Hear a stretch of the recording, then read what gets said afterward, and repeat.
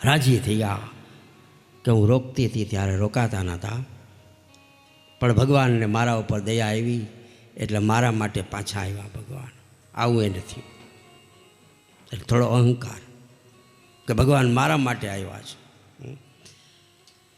પણ ભગવાન કુંતીજી માટે નહોતા આવ્યા, ભગવાન આવ્યા હતા ભીષ્મ માટે.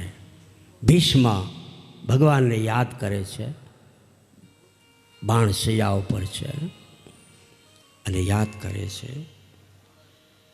ભીષ્મ કોણ હતા? ભીષ્મનું નામ દેવવ્રત હતું.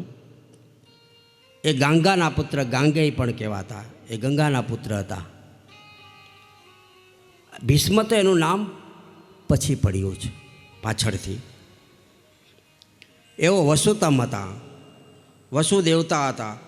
ગાંધર્વો, કિન્નરો, સિદ્ધો, વસુઓ, રુદ્રો, આ બધા જાતિઓ છે. વસુ જ્ઞાતિના 8 વસુ એ દેવતાઓ છે.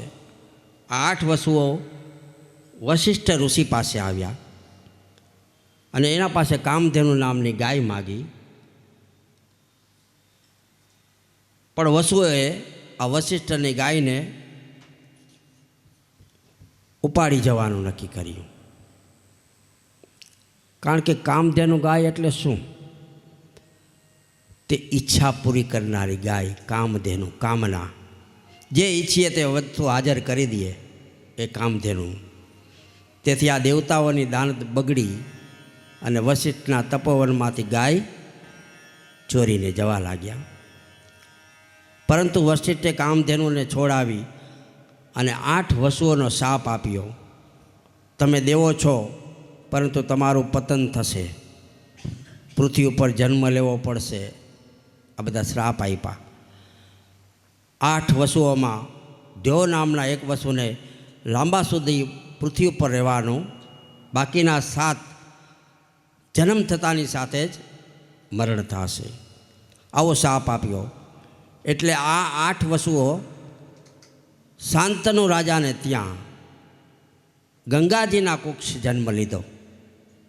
શાંતનુ રાજા એને ત્યાં ગંગાજીના જન્મે કુક્ષ લીધો.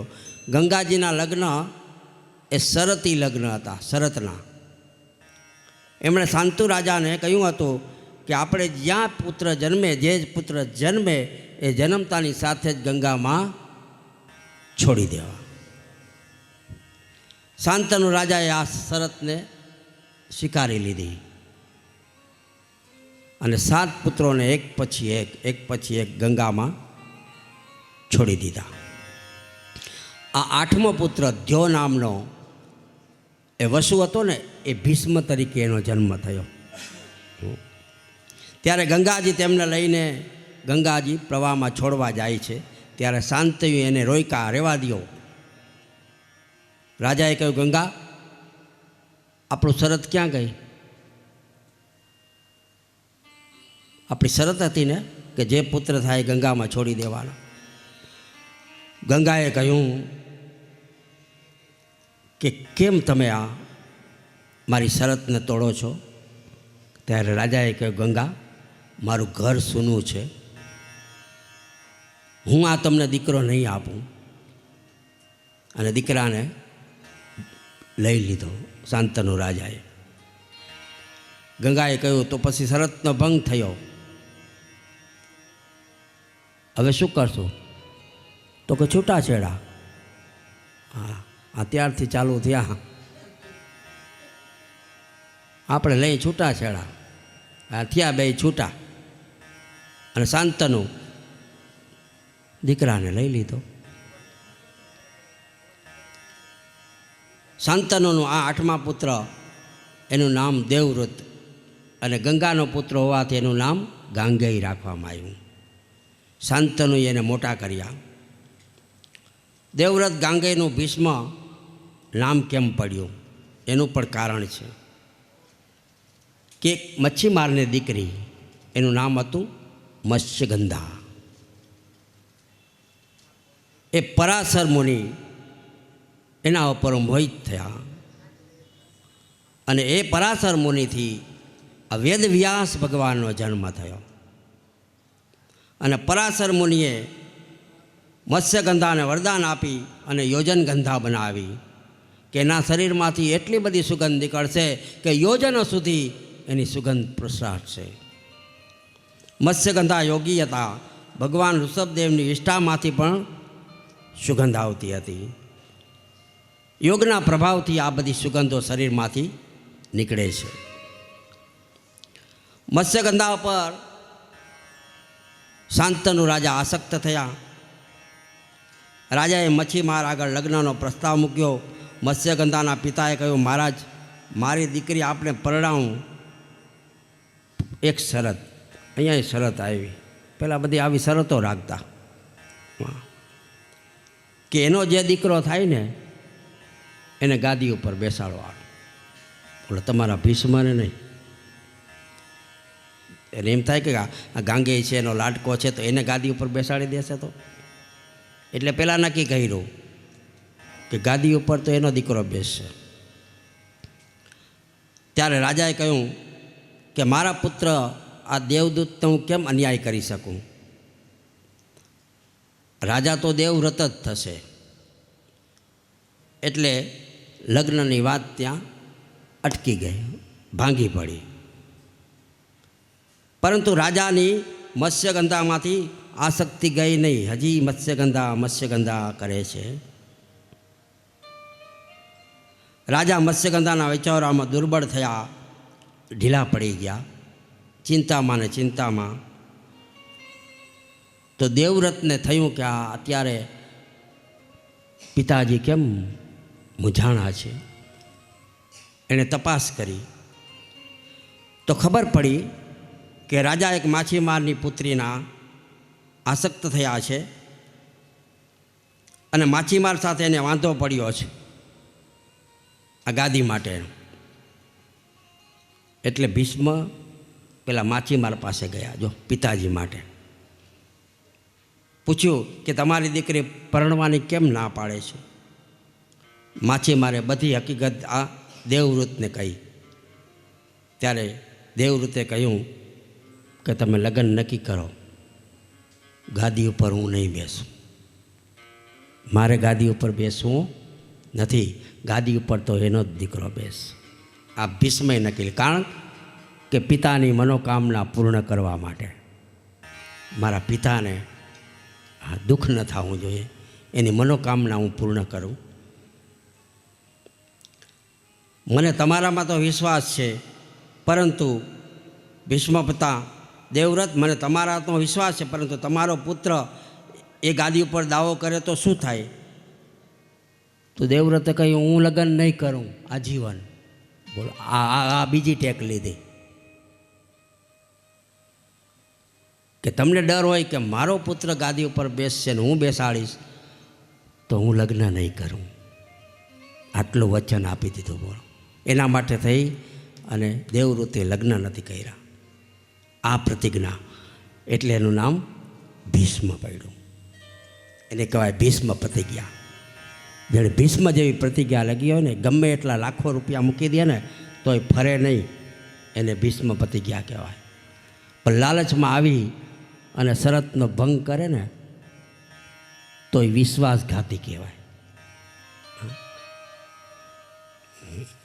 એટલે ભીષ્મ પ્રતિજ્ઞા લેલા દેવવ્રતનું નામ પાછળથી ભીષ્મ પડ્યું.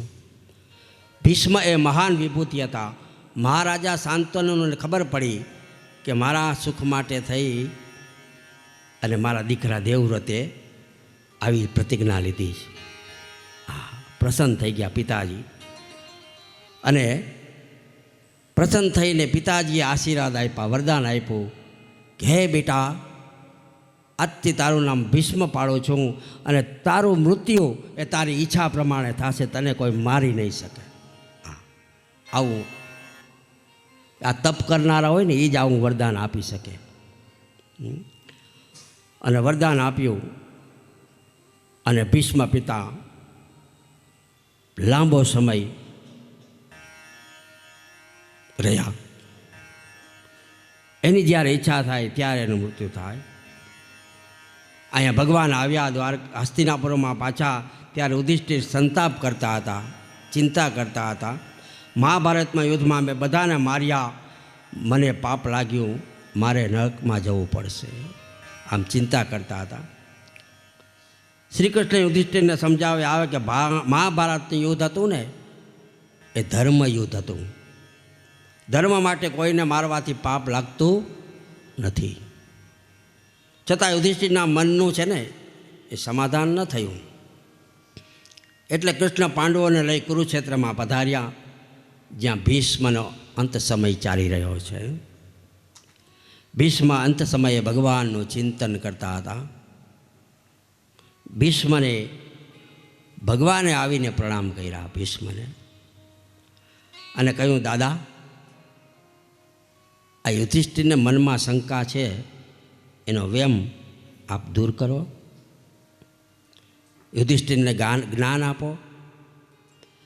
ભીષ્મએ આમ ભગવાનની સામે જોયું, આ મને જ્ઞાન આપવાનું કહે છે, આટલા દિવસ તો એ જ જ્ઞાન આપતા હતા બધો, આજે મને કેમ કીધું? ભીષ્મએ કૃષ્ણની સામે જોઈને કહ્યું, પ્રભુ, મારા શરીરમાં અત્યંત પીડા થઈ રહી છે, મારા પીડાથી બોલી શકાતું નથી. શ્રી કૃષ્ણે ભીષ્મના શરીર પર દ્રષ્ટિ ફેરવી અને ભીષ્મની પીડાને ખેંચી લીધી. ભગવાન જેના ઉપર દ્રષ્ટિ કરે એની દુઃખ એ ખેંચી લે, એ પીડા ખેંચી લીધી. અને ઉપદેશ આપતા પહેલાં ભીષ્મે અર્જુનને કહ્યું કે અર્જુન, મારું માથું છે ને એ લટકી રહ્યું છે નીચે. બેટા, મને ઓશિકું આપ. ત્યાં તો અર્જુને પોતાનું બાણ સાંધ્યું અને બાણથી ઓશિકું બનાવી અને લટકતું માથું હતું ને એ અર્જુને ઓશિકા ઉપર રાખી દીધું. અને હવે ભીષ્મ કહે છે કે અર્જુન, મારે પાણી પીવું છે, મને પાણી પા. ત્યાં તો દુર્યોધન પાણીનો ઘડો લઈને આવ્યો. ભીષ્મ કહે, દુર્યોધન, તું દૂર જ રહે જાય, તારા ઘરનું પાણી પીધું ને પાપીના ઘરનું, એટલે મારી બુદ્ધિ ભ્રષ્ટ થઈ ગઈ છે. મારે આ બાણસયા ઉપર શા માટે સૂવું પડ્યું કે ભરી શોભામાં દુશાસને દ્રૌપદીના ચીર ખેંચા અને મારે નીચું જોવું પડ્યું ને બે દ્રશ્ય મારે સામું જોવું પડ્યું. આ ખાલી દ્રશ્ય જોવાનું પાપ મને લાગ્યું, ત્યાં તો મારા બાણસયા ઉપર સૂવું પડ્યું. આ પાપને હિસાબે કેટલી તકલીફ થાય છે જુઓ. આપણે તો અસંખ્ય પાપો કરીએ છીએ, તો આ પાપ ધોવા ક્યાં જાશું? ક્યાંય નહીં. આ કથા ગંગામાં આવીને પાપ ધોવાય. હરિદ્વારની ગંગામાં પાપ નહીં ધોવાય. જ્યાં કથા ચાલતી હોય ને ત્યાં પહોંચી જાજો, તમારા પાપ ધોવાઈ જશે.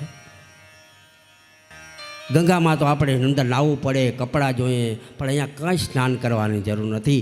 આ કથા ગંગાનું પાન અને કર્ણ એ રસ પીવાથી જ આપણા પાપોનો નાશ થાય છે. એવી આ કથા છે ગંગા. ત્યાં તો અર્જુન આવ્યો આગળ. મને અર્જુન પાણી પાસે અને બાણ લીધું, એક બાણ નીચે માર્યો, સાક્ષાત ગંગાજી પ્રગટ થયા. બોલો શ્રી ગંગે માત કી. અને ગંગામયા પ્રગટીને સીધા ભીષ્મના મુખમાં ગંગાનું જળ મળી ગયું. એની માતાએ એને શાંત કર્યા, જળ મળ્યું. ગંગાજીનું પાણી પીધું.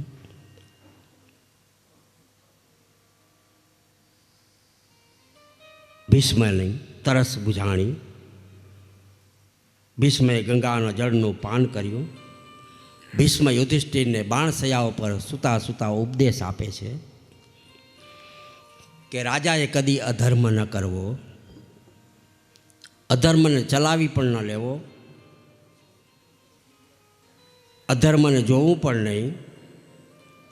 આ ભીષ્મના ઉપદેશ વખતે દ્રૌપદી પણ ત્યાં ઊભા હતા અને ત્યારે સાંભળ્યું એને વિચાર આવ્યો કે દાદા અત્યારે અધર્મની વાત કરી હતી, પણ જ્યારે મારા ચીર ખેંચાતા હતા ત્યારે ક્યાં ગયો અધર્મ? અત્યારે બધી અધર્મની વાતો કરે છે. દુશાસન મારા ચીર ખેંચી નિર્વસ્ત્ર કરી રહ્યો હતો, એ તમે કેમ ચલાવી લીધું? ત્યારે અધર્મ નહોતો, ત્યારે તો આપ બેઠા હતા અહીંયા. એને અટકાવી ન શક્યા અને છોડીને ચાલ્યા ગયા. અને અહીંયા બેઠા રહ્યા, તમે સભા જોડીને કેમ ચાલ્યા ન ગયા? તમે કેમ જોયું આ બધું બેઠા બેઠા?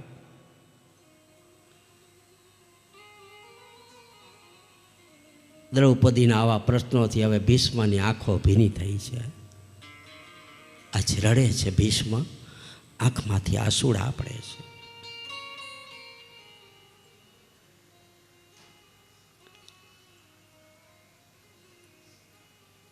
બાણસયા પરથી ભીષ્મએ યુધિષ્ઠિરને આશીર્વાદ આપ્યા અને કહ્યું, બેટા, મને એ વાતનું એક આશ્ચર્ય થાય છે કે જ્યાં સાક્ષાત ધર્મપુત્ર રાજા યુધિષ્ઠિર હોય, હાથમાં ગદા લઈ ભીમસેન અને ધનુર્ધારી અર્જુન રક્ષાનું કામ સંભાળી રહ્યા હોય, ગાંડીવ ધનુષ્ય હોય અને સ્વયં કૃષ્ણ ભગવાન મિત્રરૂપે હાજર હોય, ત્યાં દુઃખ આવે ક્યાંથી? છતાં તમને દુઃખ પડ્યું એ ઈશ્વરની ઈચ્છા જ હશે. ભીષ્મે બાણસયા ઉપરથી યુધિષ્ઠિરને દાન ધર્મ, મોક્ષ ધર્મ, સ્ત્રી ધર્મ, રાજધર્મ, આમ 30 દિવસ સુધી, 1 મહિના સુધી ઉપદેશ આપ્યો.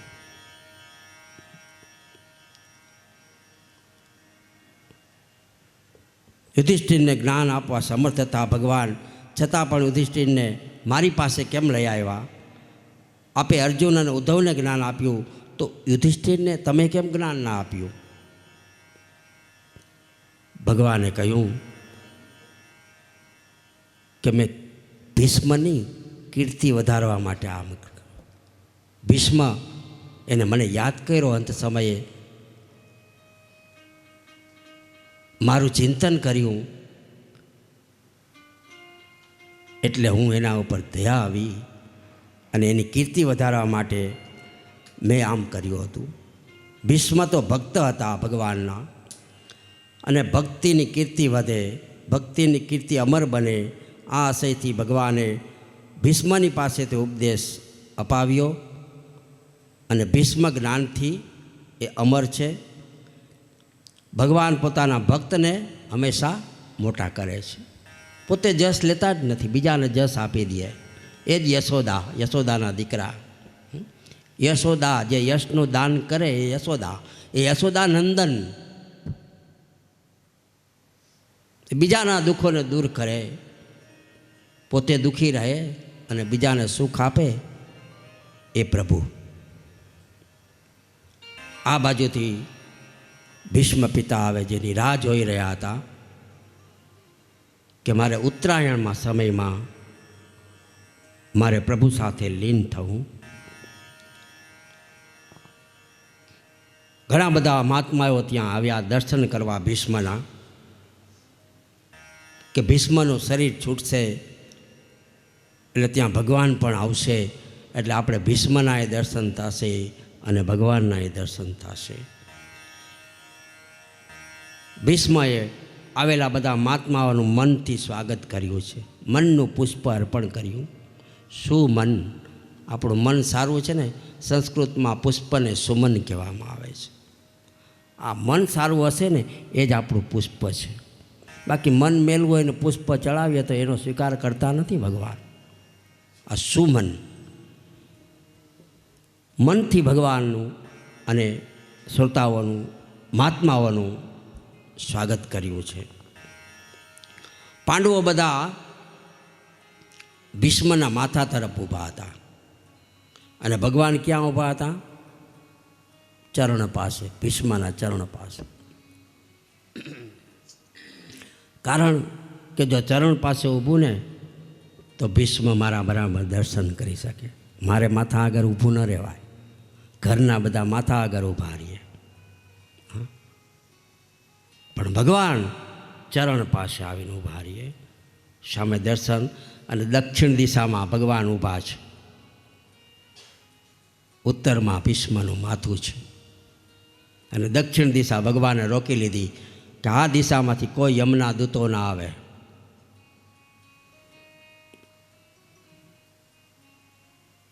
ભીષ્મને મારે સદગતિ આપવી છે.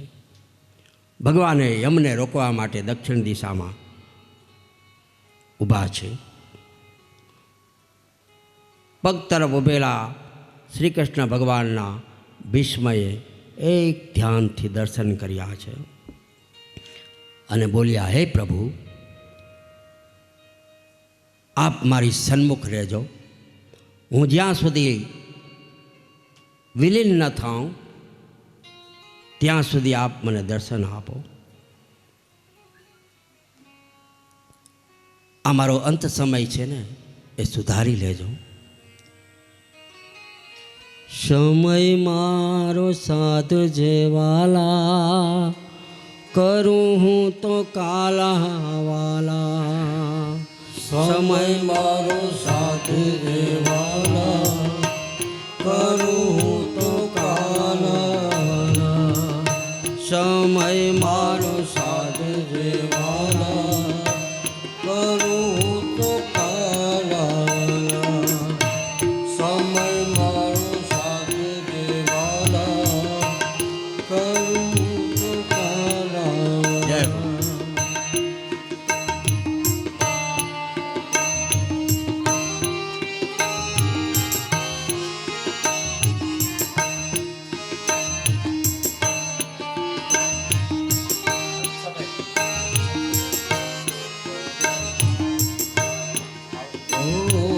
અંત સમય મારો આવશે ત્યારે નહીં રહે દેહનું ભાન. અંત સમય મારો આવશે ત્યારે દેહનું નહીં રહે ભાન. એવી સમય મારી આરે ચડીને, એવી સમય મારી વારે ચડીને, સમય મારો સાથ જેવાલા, કરું તો કાલાવાલા. સમય મારો સાથ જેવાલા, કરું તો કાલાવાલા. કરું તો કાલાવાલા. હે પ્રભુ, મારો અંત સમય સાથી લેજો, મારી સામે રહેજો, મારી સાથે રહેજો. આવી સ્તુતિ કરીને ભગવાન ત્યાં હાજર છે. ભગવાનની સામું મીટ માંડી. ઉત્તરાયણનો સમય નજીક આવ્યો. ભીષ્મ આ સમયની રાહ જોઈ રહ્યા હતા. ઉત્તરાયણ, ઉત્તરા વત્તા અયન. ઉત્તરા એટલે અભિમન્યુની પત્ની અને અયન એટલે નિવાસ. જે પરમાત્માએ પરીક્ષિતની રક્ષા કરવા ઉત્તરાના ગર્ભમાં અયન એટલે નિવાસ કરેલા પરમાત્માનું હું ધ્યાન ધરું છું. ભીષ્મ કહે, એટલે મારે ઉત્તરાયણમાં મોક્ષ જોઈએ છે. અને આ સમયે ભીષ્મ પ્રભુની સ્તુતિ કરે છે. ભગવાન સામે ઊભા છે અને ભીષ્મએ શ્રી કૃષ્ણને કહ્યું, પ્રભુ બોલો બોલો. ભીષ્મ, એક વાત કહું? હા બોલો. પ્રભુ, મારે એક દીકરી છે, મારે તમારી સાથે પરણાવી છે. અરે, આ તો તમે રાજ ખોલ્યું. તમારે એક દીકરી ક્યાંથી આવી? આપે તો જતા જતા આ રહસ્ય ખોલ્યું. અચ્છા, તો એ દીકરીનું નામ શું છે? શ્રી ભીષ્મ ઉવાચ इति मतिरूपकल्पिता वितृष्णा भगवती सा तत्पुंगवे विभुम्नि स्वसुखमुपगते क्वचिद्विहतु प्रकृति मुयुषी अद्भ्रौ प्रवाह।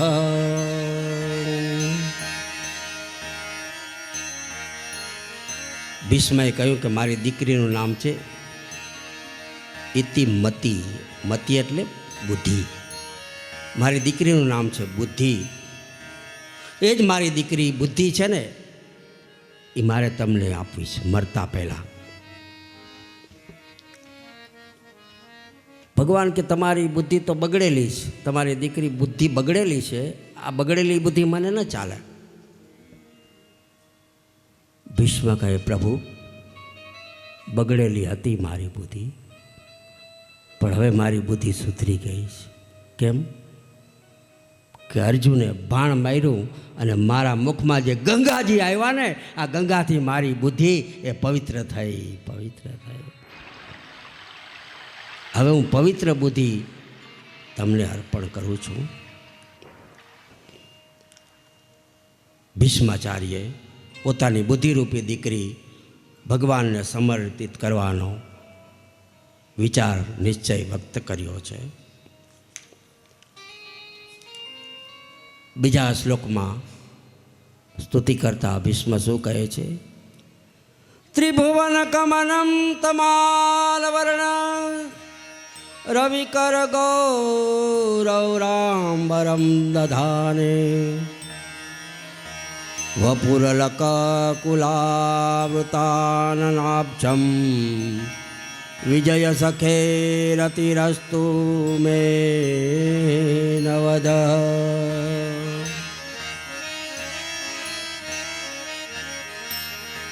ત્રિભુવન કમનમ, ત્રણેય ભુવનના અંદર તમારાથી સુંદર બીજું કોઈ નથી. એક સુંદરતા આ ભગવાનની છે. ભગવાનથી ત્રિભુવનમાં કોઈ સુંદર નથી. સૌંદર્ય અલગ અલગ છે. સંસ્કાર એ સૌંદર્ય છે, અંગ એ સૌંદર્ય છે, અને આત્મ એ સૌંદર્ય છે. સંસ્કાર બીજે ક્યાંય ન મળે. સંસ્કારી જીવનનું સૌંદર્ય છે. આવી રીતે ભીષ્મએ ભગવાનની સ્તુતિ કરી છે અને ભગવાન એના ઉપર પ્રસન્ન થયા છે.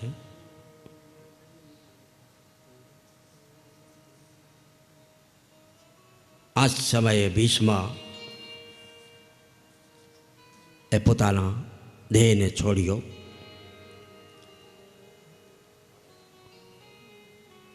સુખાવસાને ઇદમેવ સારમ દુઃખાવસાને ઇદમેવ જ્ઞેયમ દેહાવસાને ઇદમેવ જાપ્યમ ગોવિંદ દામોદર માધવેતિ. સુખના દિવસોમાં પ્રભુને યાદ કરો. સુખમાં પ્રભુને યાદ કરવાથી સદબુદ્ધિ મળે છે. દુઃખમાં સ્તુતિ કરવાથી ધૈર્ય પ્રાપ્ત થાય છે. માણસ ભાંગી પડતો નથી, હતાશ નથી થતો, અને શરીર છોડતા સ્તુતિ કરીએ તો મુક્તિ મળે છે. ભગવાને ગીતામાં પણ કહ્યું છે કે અંતકાલે ચ મામેવ સ્મરણ મુક્તવા કલેવરમ. ગીતાના 8મ અધ્યાયમાં 5મા શ્લોકની અંદર ભગવાને કહ્યું છે. ભીષ્મની સ્તુતિની શરૂઆત ઇતિ શબ્દથી કરી રહ્યા છે. સંસ્કૃત ઇતિ એટલે સમાપ્ત થાય,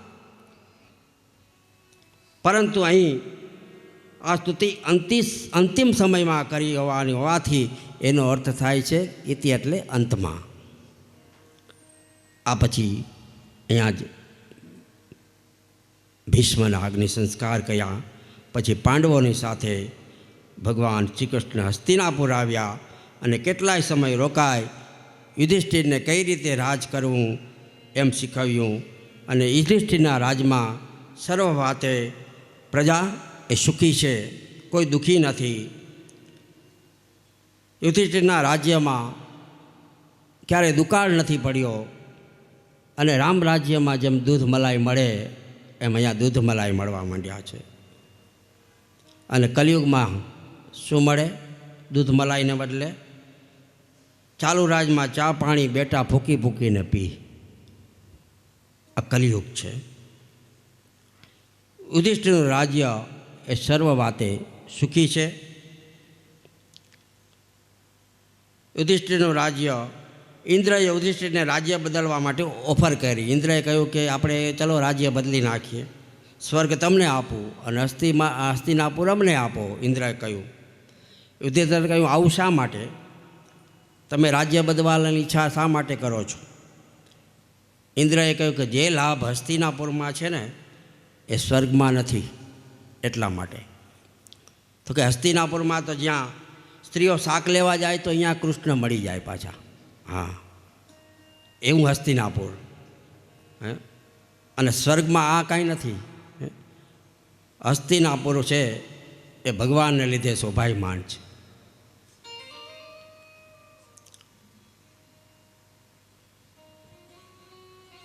અહીંયા ભીષ્મ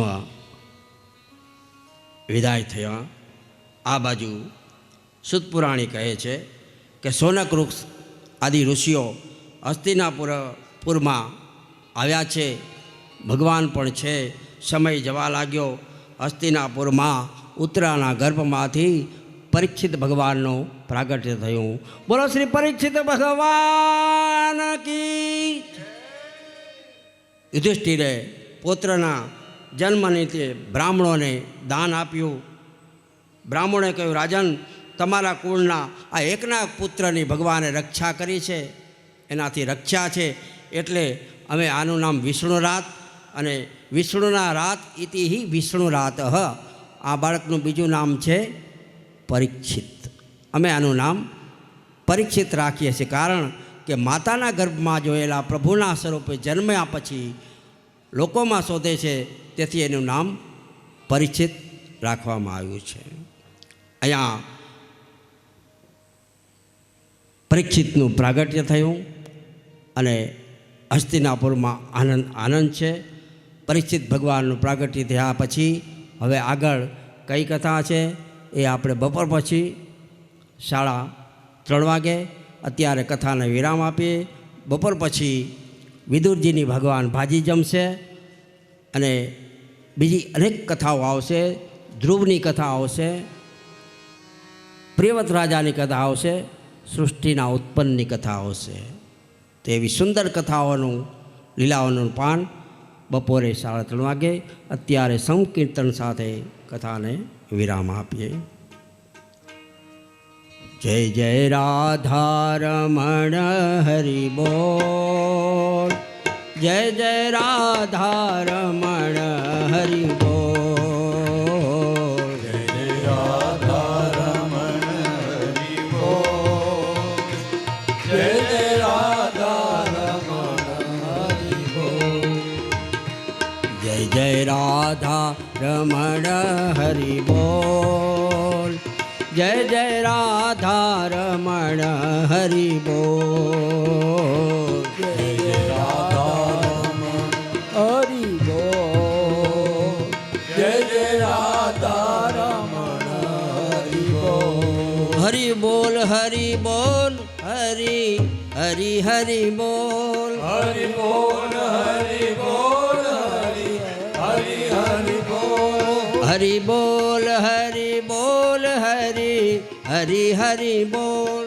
હરિ બોલ હરિ બોલ હરિ હરિ હરિ બોલ. જય જય રાધા રમણ હરિ બોલ. જય જય રાધા રમણ હરિ બોલ. જય જય રાધારમણ હરિ બોલ. જય જય રાધારમણ હરિ બોલ. જય જય રાધા રમણ હરિ બોલ. જય જય રાધા રમણ હરિ બોલ. રાધારમણ હરિ બોલ. જય જય રાધારમણ હરિ બોલ. હરિ બોલ.